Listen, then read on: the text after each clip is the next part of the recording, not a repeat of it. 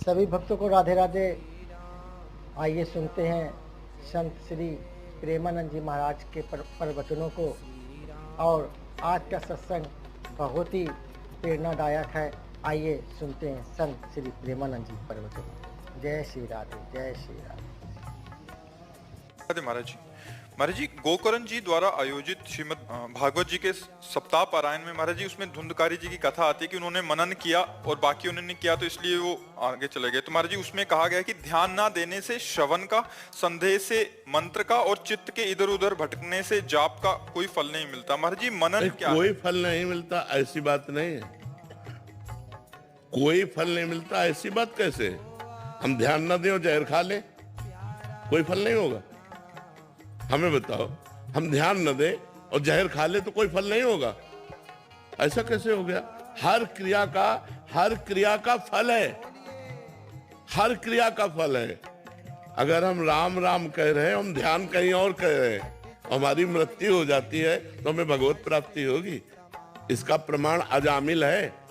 अपने पुत्र का ध्यान कर रहा था और पुत्र का नाम था नारायण और पुकारा नारायण, तो भगवत प्राप्ति हुई कि नहीं? उसी भागवत में लिखा है, हुई कि नहीं हुई?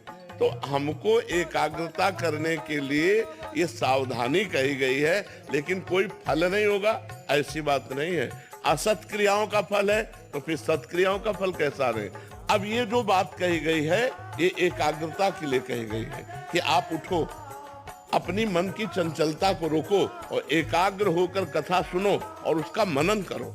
मंत्र को संशय रहित होकर बिल्कुल भगवत भाव से जपो।